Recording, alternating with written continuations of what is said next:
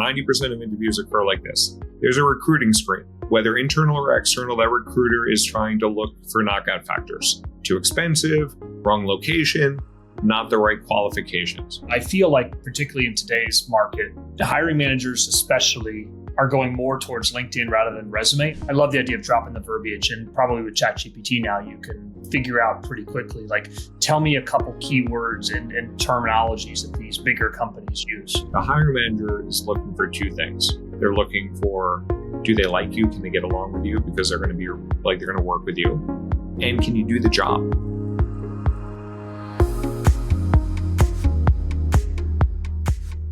Welcome to How I Hire, the podcast where we talk with senior go-to-market leaders about how they find, vet, attract, and grow new talent. Today, I'm lucky enough to be joined by Alan Stein. Alan, he's got two things in his background that are really intriguing. One, he's a post-sales/CS leader at Salesforce, Tableau, and Facebook. And Alan, like me, also is really passionate about helping people hire, interview, evaluate, and then get hired as well. So we formed this just great friendship. Alan's actually got his t-shirt on showing that he's at Kadima Careers, which we're big fans of as well too. Whisper does a lot of the data and the connections to find the jobs. Kadima does a ton of the but the coaching around that as well too. Alan's here to talk about how he hired when he was a hirer, plus share some of the best practices he's got from Kadima. So Alan, welcome. Great to have you. Thanks a lot, Andy. I really appreciate it. And it's been great getting to know you and the Whispered product. Amazing. I am so excited to dive in. I think we're going to have a very a different type of podcast in so many ways, but I love that you come from the corporate world and understand that. Maybe like step back and really let's just talk about like how would you figure out what roles you needed? Like, it's like before roles get posted, executives have to talk about them within companies. They have to agree like, hey, we're going to hire this. But I'd love to kind of hear like, how do roles get designed? How did you design roles? That's a great question. There are two types of different roles that I've managed for, especially in the last 10 or 15 years of my career before I started Kadima. There are evergreen roles. So I had escalation account managers, and I knew how many people I needed to manage escalations. So there was like calculations, operational calculations. So if one person left the team, we'd have to hire someone for the team. Or if we anticipated lots of escalations, we'd have to hire more. Then the other one, I led a lot of strategic teams, program management and strategic teams of how to build and scale the operations. So those, I often had the idea of what we were going to do in terms of building and scaling the operations. So I had an idea of what I was thinking about. I would actually, later in my career as a senior leader, I have a pretty good network of individuals. So usually I would think about in my mind who could potentially be in that role. And sometimes I would proactively reach out and sometimes design a role with somebody in mind. But more often than not, I don't have that privilege, but I do have a role that I'm starting to talk to people about internally and maybe externally, depending on how confidential the role is, and starting to get some early leads before I even post the role. Because I don't like posting roles and then praying for good quality talent to happen to find the role. I would rather think about how I find that individual myself. I love that. We've started to see that is a lot of the ways companies will use us, right? Before they're ready to hire a recruiter, before they've even posted it, they want to kind of calibrate the role by seeing great quality people. And sometimes those short circuit the roles. And other times they say, no, great, now I'm willing to formalize it. We get a lot of calls from companies saying, I've still got somebody in seat. I need to start seeing candidates right away, but like my recruiting team's not geared up. The role isn't posted. And so we love a lot of those. I do think those are opportunities for people to create their own roles. Have you ever seen, you talked a little bit about that, of designing a role around somebody or meeting a candidate and creating a role around them? I've done that as an interview candidate. Have you done that as a hiring manager and created roles for people? 100%.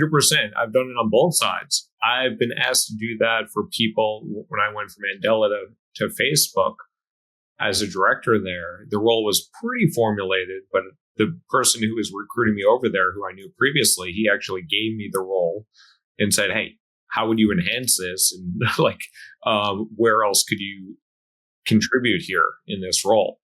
So I've been on that side as well. And then when I have someone in mind, for the role, I'll reach out to them first and bounce it off of them.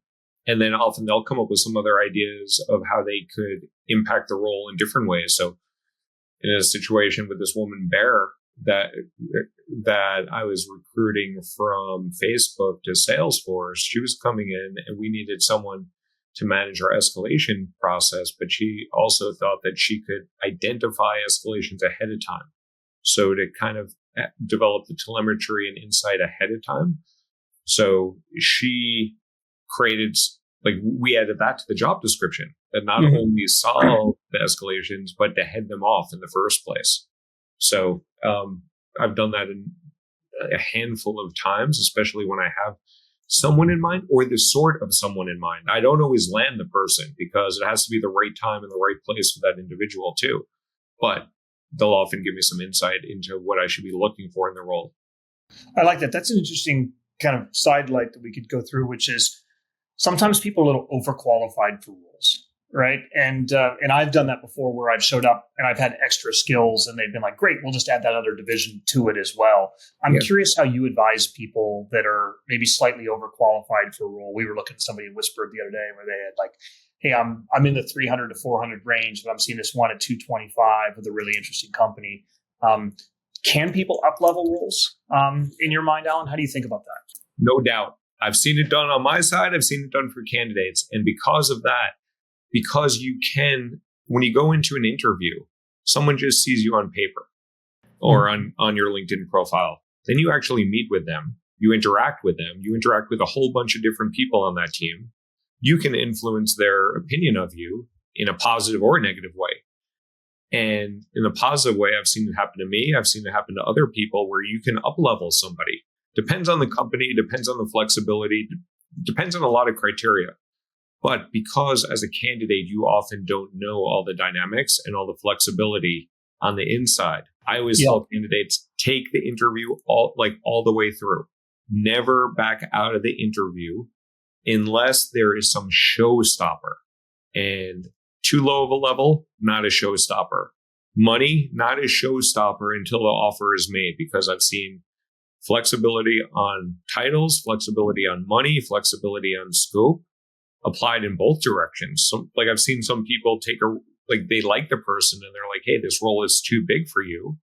We might hire two people here. Would you consider carving out this carving out this piece for you?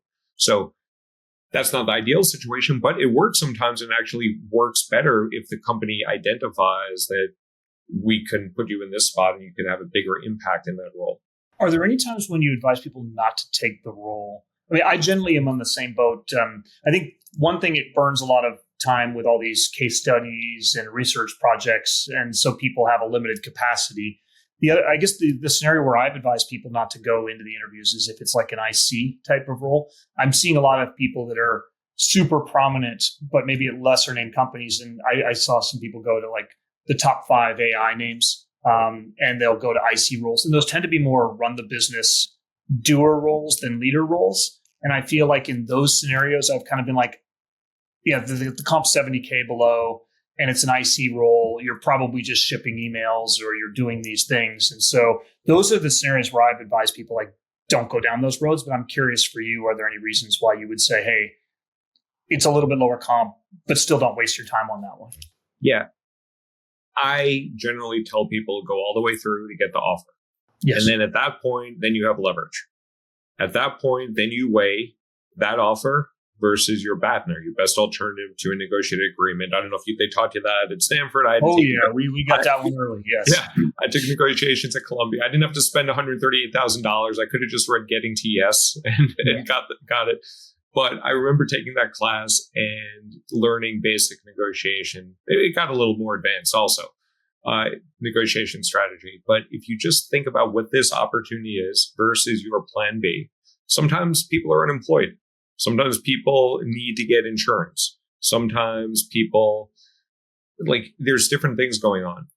So you need to compare it to what you currently have. And you also don't need to market yourself. If you were a director and you took a role as a manager at a lesser known company just because you had to get food on the table, You don't need to put that on your LinkedIn. You don't need to put that on your resume. You can't lie about what you did, but you can choose not to put on things that don't paint you in a positive light.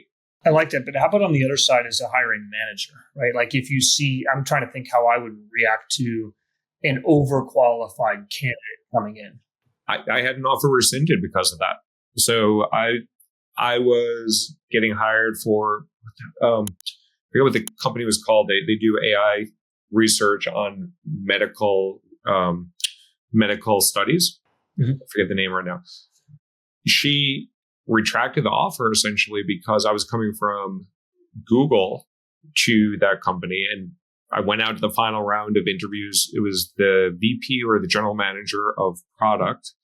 We went out for dinner for the last one to kind of seal the deal. And we talked about management style, and we talked about what sort of resources and capabilities I was used to at Google. And she's like, hey, you're not going to have those resources here at this company. You're going to be frustrated here at this company. She wasn't saying that I was overqualified for it, but my expectations were overqualified. She kind of said, you're going to have higher expectations here than that you can actually achieve. And they wound up retracting the offer because of that. And it was all for the best. I wound up going to Datadog after that to do a consulting gig and a go-to-market consulting gig with them. If you're overqualified, like if the company is clear that you're overqualified, you need to convince them why you're going there. And there are reasons, like I have been overqualified and the roles have not been rescinded. When I went from venture capital to work for the New Haven Ravens as a director of promotions, making $20,000 a year shooting T-shirts out into the crowd, I was overqualified for that role. But I demonstrated to them that I was passionate for transitioning into sports, and also they were kind of desperate. It was a lame duck team in their last season in New Haven. So they were having a hard time hiring for someone. They just needed someone there for a year. I love that. That's interesting. Yeah, I think you kind of touched on an interesting point, which is people that just show up and say, hey, I'm looking for any role and can't articulate why they're interested or passionate on the company, I think are really going to struggle. Oh, 100%. And yes, especially for when I was at Google and Facebook, we kind of expected that people wanted to work at those companies. So people didn't need to convince us that, ooh, I love Android, I love Google search. But when we were at American Express, you wanted to understand their passion for Amex caring for the customer or our card products or the luxury of the plastic. It didn't really do anything for me, but when I prepared for interviews for there, I was told, demonstrated passion for credit cards and American Express. It wasn't that hard for me because I did have positive stories to say, but Google didn't care. Amazon doesn't care. How do you coach an exec to demonstrate that passion, or how do you evaluate that passion if you're interviewing for it? You can tell how much someone researches. And usually, if you're going to be getting a role, a senior level role, often you're going to get referred in through an advocate. So hopefully when you're having those conversations to earn that referral in, you're listening, you're absorbing information about some of the challenges that they're having within the company, maybe some of the nomenclature that they bandy about. Like at Salesforce, they talk about V2 moms. At Google, they talk about OKRs. At Facebook, they talk about XFNs, that's cross-functional network. Different companies have different parlance, which is all Greek to most people. But if you can come into the interview using some of that terminology, like you don't need to beat them over the head, but if you demonstrate that you've done some research and you've spoken to someone on the team and you've heard some challenges, not to say that you know the answer, but that you've done some digging and research. And if it's a smaller company, by all means, definitely look at Crunchbase, definitely look at Glassdoor, definitely look at their website for their values, the press releases that they put up there. And then that will probably give you insight to stand out from 90% of candidates, maybe 95%. I love it. Yeah, that is true. It reminds me of when I was applying, or when people apply to college. You're like, don't just send a generic one, customize it. Go figure out like the name of the class that you might want to take. And it's the same basic concept here. Is I love the idea of dropping the verbiage, and probably with ChatGPT now you can figure out pretty quickly. Like, tell me a couple keywords and terminologies that these bigger companies use. You can, that, like, I'm all for ChatGPT. That's one corner I wouldn't cut, because I think actually learning and getting that insight from your conversations will be immeasurably helpful. But yes, you could. I'm sure ChatGPT could do it like a better job than 90% of people. I love that. I think one of the best ways I see for people to kind of like learn about the parlance and behind the scenes is to network into the back door to anybody, right? Like, I've done a ton of, I really love that company. It's on my target list. I don't care if I'm talking to a junior SDR. I'm going to learn a ton. I had one where I was like, this company I hear in my network is breaking out. So I went and talked to two SDRs, and I'm like, yes, they've just done a deal with Facebook. No, not with Facebook, with Snowflake. They're growing at rapid rates. Here's 5 or 6 things. Here's what you know. And you learn so much by taking those calls. So I'm a huge fan of doing those beforehand. Yeah. Yes. That is amazing. Well, let me see here. We were talking a little bit, Alan, before the podcast started, on like how people can stand out to you, both tactics you coach your execs on, and then also like as an executive hiring, what you saw and how people could stand out. Yeah. So let me share quickly how interviews occur. 90% of interviews occur like this. There's a recruiting screen. Whether internal or external, that recruiter is trying to look for knockout factors. Too expensive, wrong location, not the right qualifications. So people need to be prepared for that. And ideally be prepared for that role that you're interviewing for, not to get knocked out there. Yep. When you get to the hiring manager screen, the hiring manager is looking for 2 things. They're looking for, do they like you? Can they get along with you? Because they're going to be like, they're going to work with you. And can you do the job? Mm-hmm. So going into that, people that are not knowledgeable about what the job entails, and you should get that from the job description, although the job description usually often sucks. And there's lots of reasons why that is the case. Yeah. You can also get some of that information from that recruiter screen. Mm-hmm. If you've got, so do preparation of understanding what that hiring manager is looking for. They might be looking for some complementary aspects. Maybe they're very analytical and you're very creative, or maybe they have 4 people on the team that are internal and they're looking for external. Then you get to the loops. And at the loops, there are really 4 different phases of every conversation during the loops. There's rapport building.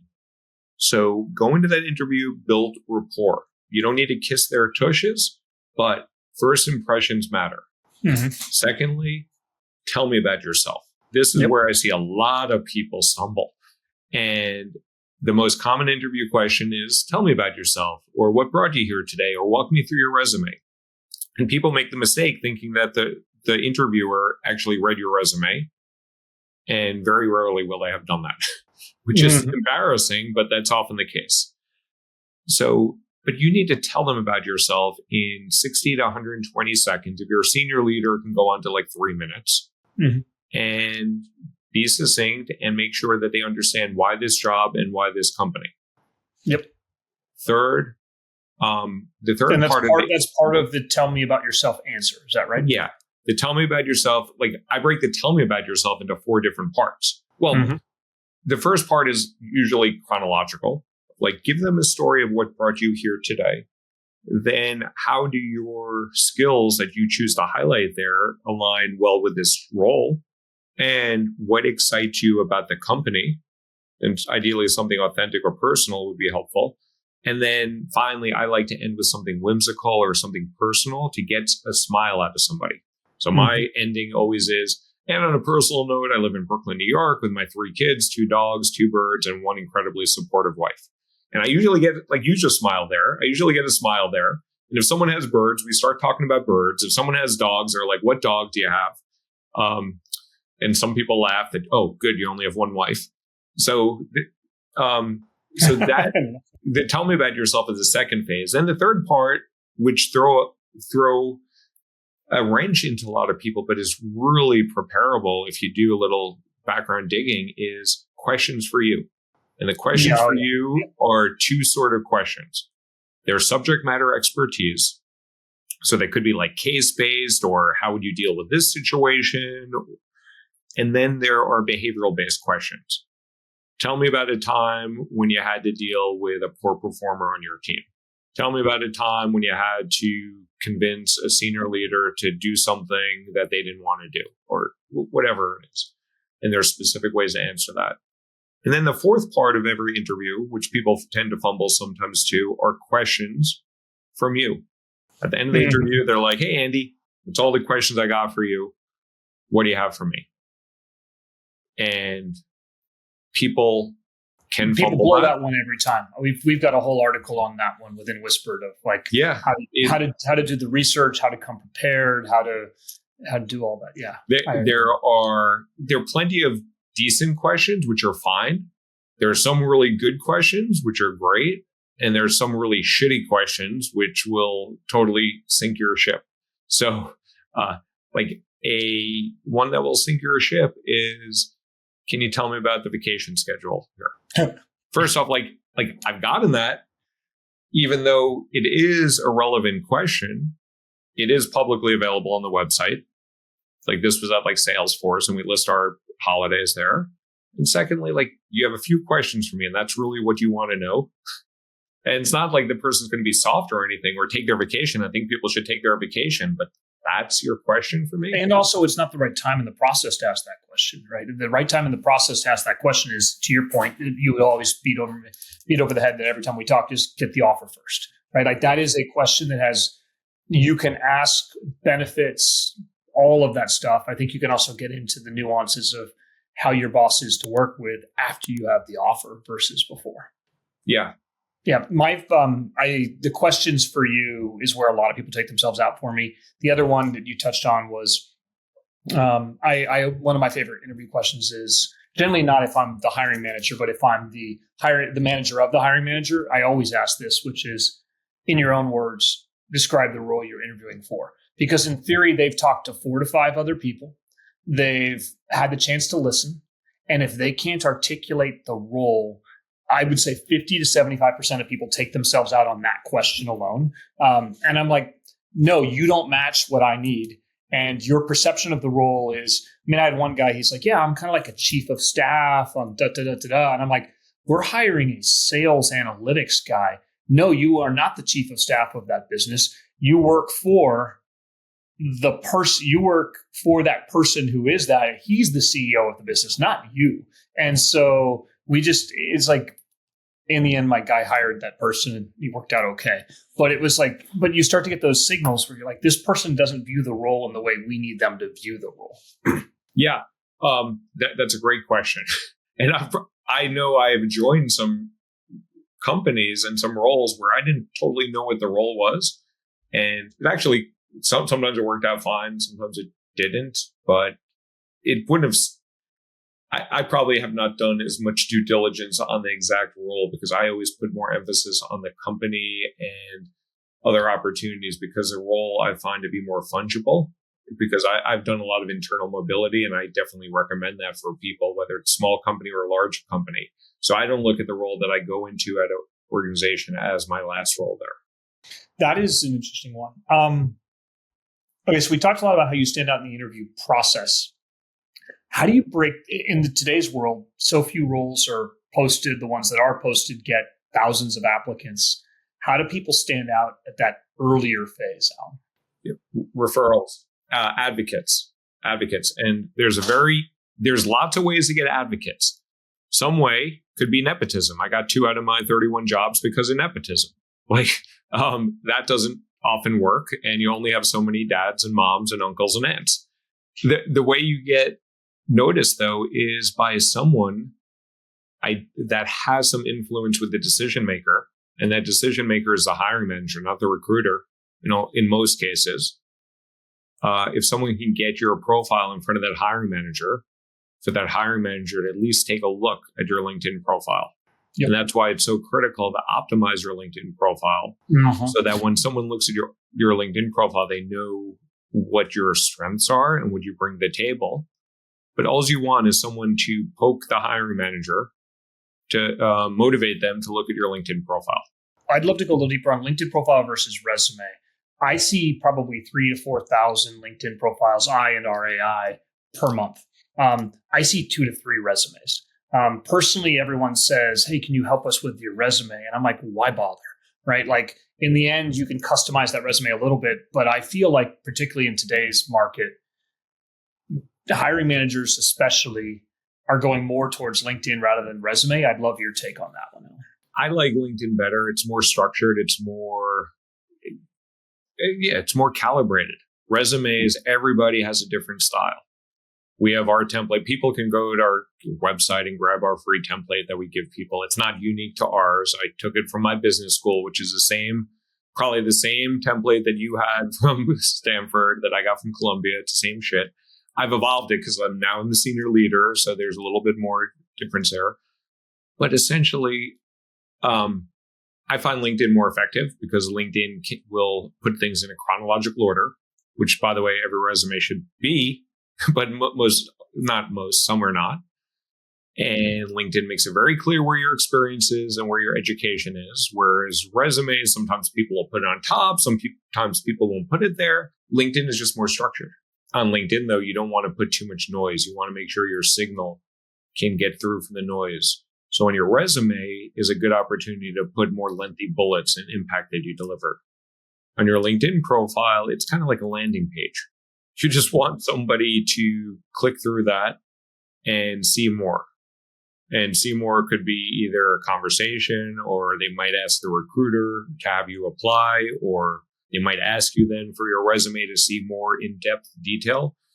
But LinkedIn is what catches attention in most businesses, not every industry, but like my wife's a doctor. It's less utilized in the medical field than some others, although my wife has a decent profile, but she's it's not utilized as much in that field as go-to-market in software sales. Yep, I agree. I mean, I honestly feel like in 2 out of my last 4 seen unicorn type job searches, I've never even had to provide a resume. Yeah. It was kind of like a checklist thing at the end of like, great, you're hired. Can you please submit this here for like legality's sake so we can check it? But other than that, I literally didn't even send one to Cardinal. Yeah, I think that happened to me once too. And I don't know if it was at Tableau or somewhere else. And they just said, hey, just download your PDF of your LinkedIn profile into a resume and submit that, and that'll be good enough. Because they just needed similar. I don't know if it was somewhere. They're like, yeah. But I always do have a resume up to date. And even now I do. Just, I'm not actively looking, but I've done it for workshops I've taught. And I tell people, always have an updated resume. Like, just put your last thing on there. I couldn't agree more. What is your favorite interview question, Alan, and what does it test? So my favorite one was at Google. So I interviewed about 500 people during my time at Google. And I would focus specifically on general cognitive ability, GCA. So my favorite interview question there, and I don't ask this now because I'm not hiring for those sort of roles, but I ask people, say, this was when Larry Page was CEO, but say Sundar is thinking about charging $5 per month for Gmail. Not for the G Suite, the Google Suite one, but like the public one. What do you think of that idea? And first, I'd like to hear their thoughts on that. And then I would probe a little bit more. What are the pros and cons of doing that? Then I want to hear that. And then I would ask, how would you estimate the size of the market for that opportunity? Then I would listen to that. And some people would be that. I'm not looking for perfection there. I just really want to understand how people are estimating the size of that opportunity. And people are all over the place there. And then I also ask them, thinking about this and like thinking about the revenue opportunity, what would you recommend to Larry or Sundar? And I just want them to take a point of view, and to have an opinion. And there's no right answer. Like, I have my opinion. I think what they're doing now, having it free, makes sense. And they obviously do too. Otherwise, they would charge for it. But I just want to hear how people think. And I would ask that question of people all over the levels at Google. And I would ask a similar sort of question. I created a version for Facebook when I was there, when I was hiring people there. Just because I do care about how people think through problems. And no one got that question. Like, there's no right answer for that question. No one got that answer. No one responded to that answer the way that I would respond to it. Yep. And some people totally bombed it. And I still hired them because they came so well recommended from other data points. And they didn't totally bomb it. They just bombed 75% of it. I like that question because if I don't have other data points on people, that would be really helpful to think about how people analyze things. And Google cared about GCA. And when I have roles that really matter about the cognitive ability, I do questions like that. I like that. How about background references, right? Like, you've got a candidate. How do you think about those as a company? And then I'm sure you have tactics for executives to use on the references side too. Depends on the role. It depends on how important the role is. If I'm hiring someone as a contractor, I might not do a background check. I think we'll look at like VP plus level type. Oh, yeah. For that, I would definitely do background checks, and never for who people give me. Like, I would always do background checks. A lot of people have some interesting tactics to do. I think the book Who, I think by G.H. Smart, I think has some ways to do it. I've heard some tactics that if you reach out to someone of like, hey, Bill, I'm interviewing Andy Mowat for this role. Only get back to me if he's an awesome candidate. Otherwise, no need to get back to me. Or something like that. Like, someone had, so that it doesn't put someone in a bad position. There's lots of benefits of doing that. But I generally try to do back channels, and I'll look at who I know in common on LinkedIn and trying to think about who has a stronger relationship to me than to that individual. Yep. Because they'll tell me the truth. Or if I know that they worked at a company at a certain period of time, I might reach out to people that I know that worked at that company around that certain period of time. And frankly, it would be pretty, at the size of company that we are, it'd be pretty odd for me to hire someone totally cold without coming referred in or me actively recruiting myself. Makes tons of sense. Yeah, I like those. That's interesting about we definitely all know hey, let's hop on the phone and talk about the person instead. I've actually been using now when people ask me for references, I just use the LinkedIn voice notes because I can save myself the time and I can be really candid and direct because they can't be screenshot. They can't be downloaded. And so I absolutely love those as like secure. Oh, interesting. Interesting. Yeah. I've had 4 or 5 in the last month where someone's been like, hey, what do you think of this person? And I'm like, you could do hey, let's hop on, but you're like, let's just save the time and I'll send you a voice note instead. Yeah. So that's at least one hacky way I use to not do as many. Yeah, I know you like those voice notes. I don't like those voice notes, but I know a lot of people do. I love sending them. I don't love listening to them. I know. So that's why I don't like them. I was like, respect my time. Not to you, but I was like, I don't have to listen to this shit. But I can understand there on a I don't even know if I would. That's an interesting use case of it. It saves me a half-hour call. I don't get asked that often. Well, when I do get asked, people know I'm very direct. So I'll usually just tell people very quick text of like, definitely hire them, or I wouldn't touch them with a 10-foot pole. I would agree. I've never worried about the legality of it. I always tell them what I really think. Yeah, I might not do the second one in text. The second one, I might actually call them up. Let's see. We're kind of maybe 1 or 2 more questions. Maybe talk about your best hire and how did you know that person was going to be a great hire? Yeah. So my best hire of all time, her name is Rachel. She actually changed her name because she got married during the time that I knew her. The way I wound up with her is through a reorg. I moved over. Oh, no. Yeah. No, this is how I wound up with her. I got a job internally at Google and she got reorged under that team. So I came under that team. I just got luck of the draw of having this woman, Rachel, on my team. And she, like, when I joined a team, I started to meet with the people. I started to ask questions. And she was the only one who actually gave me straight shooting talk. She had just joined the team, but she had researched the team a lot before coming there because she was thoughtful about what team she was going to.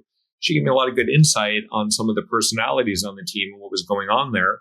So she immediately endeared trust with me.